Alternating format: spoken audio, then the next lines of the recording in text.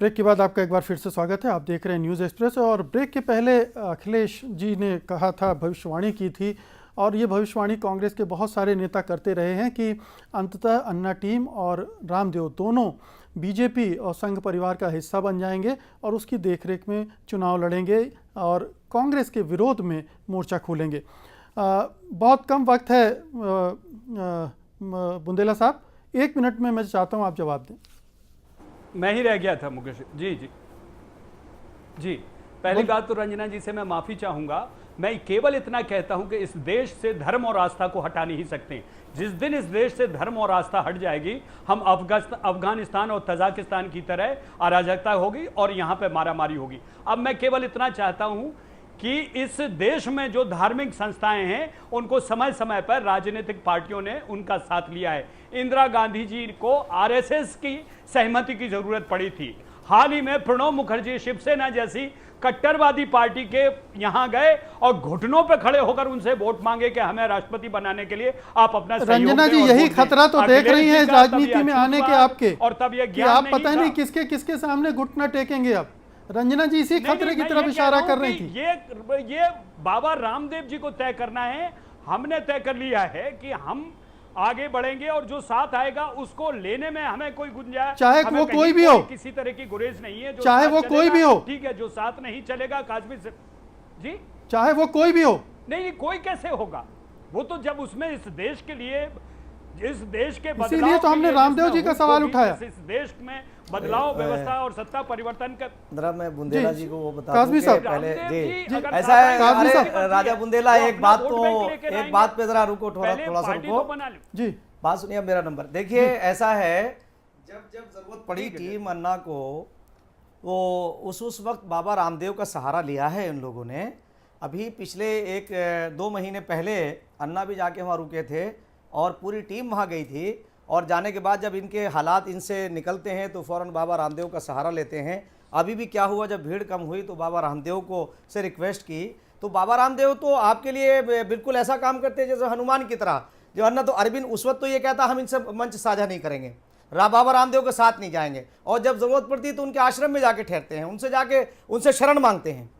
ये मेरे सामने की बात है कि वहाँ पूरी टीम गई है। तो आज बाबा रामदेव अगर कोई बात करते हैं तो इतने आपके लिए वो हो गए। यानी जब आपको बाबा रामदेव की ज़रूरत पड़ती है, मैं गवाह हूँ, मैं चश्मदीद हूँ कि बाबा रामदेव के यहाँ आप सब लोग गए हैं और किसी से राय मशवरा नहीं किया, कुछ नहीं किया, और बाबा रामदेव उनके यहाँ जाने के बाद बाबा रामदेव जी घुटने टेके नहीं लगते हैं। और आज भी बाबा रामदेव के सामने घुटने टेकने वाले हैं। तो आप बाबा रामदेव के बारे में आप गलत समझ रहे हैं। मैं तो बल्कि ये कह रहा हूं उनका साथ पहले भैया राजा कौन गलत कह रहा है? मालूम कर लो। मैं कहां उनको अछूता कह रहा हूं? मैं तो कहता हूं कि एक सिक्के के 2 पहलू हैं और इनको साथ होना चाहिए। दुनिया में कम से कम ये संदेश तो जाए कि एक धार्मिक संस्था के जुड़ा हुआ आदमी और एक ग्रस्त से सन्यासी हुआ आदमी इस देश में परिवर्तन के लिए खड़े हुए।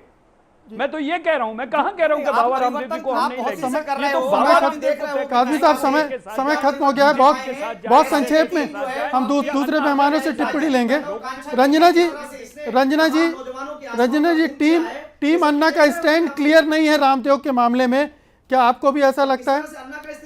काज़मी साहब जी। निश्चित तौर पर कहीं न कहीं मन में एक कमी दिखाई पड़ती है। जब भीड़ नहीं दिखाई पड़ती है तो ऐसा लगता है कि शायद मीडिया भी ध्यान नहीं देगी, लोग भी नहीं ध्यान देंगे, और सरकार ने तो ध्यान दिया ही नहीं।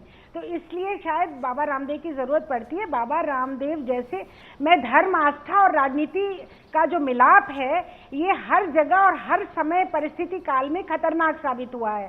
चाहे आप इतिहास में उठा के देख लीजिए, यही कारण है कि चर्च को कॉन्शियसली पॉलिटिक्स से अलग रखा गया और तब जाकर के यूरोप की राजनीति सुधरी है। अगर आप राजनीति विज्ञान के विद्यार्थी नहीं है, इतिहास के विद्यार्थी नहीं है, तो शायद ये आप इस तरह की अनजानी बातें कह सकते हैं। लेकिन समाज के अंदर जो परिवर्तन की शक्तियां हैं, आप चाहे जयप्रकाश जी के आंदोलन से ही देख लीजिए, महात्मा गांधी की बात तो छोड़ ही दीजिए, उनके तो नाखून के धूल के बराबर भी नहीं है लोग जो अपने आप को उनसे तुलना करने की कोशिश करते हैं। लेकिन जेपी के आंदोलन के, जिसके कि हम लोग सिपाही रहे हैं, वहां पर भी इस बात का ध्यान रखा गया था कि शक्तियां चाहे जो भी जोड़े, कि राजनीतिक जो हमारी आइडियोलॉजी है वो बिल्कुल क्लियर होनी चाहिए, जो हमारा उद्देश्य है वो स्पष्ट होना चाहिए। जी, हम यही इसी पॉइंट पर इस चर्चा को खत्म करेंगे कि राजनीतिक विचारधारा, राजनीतिक दर्शन बिल्कुल साफ होना चाहिए, दृष्टि साफ होनी चाहिए, कहीं कोई कंफ्यूजन नहीं होना चाहिए। और ये कंफ्यूजन लोगों के पास भी न जाए, उन्हें ये न लगे कि अन्ना टीम इधर जा रही है या उधर जा रही, राजनीति कर रही है या कुछ और कर रही है, रामदेव के पास जा रही है, संघ परिवार के पास जा रही है या कांग्रेस के करीब जा रही है, जो भी है एक क्लैरिटी ज़रूरी है। बहरहाल आप सभी मेहमानों का बहुत बहुत शुक्रिया इस कार्यक्रम में हिस्सा लेने के लिए, धन्यवाद। और इस कार्यक्रम को अब यहीं ख़त्म करेंगे। आप दर्शकों का भी बहुत बहुत शुक्रिया, आपने इस कार्यक्रम को देखा और अब हमें इजाज़त दीजिए। नमस्कार।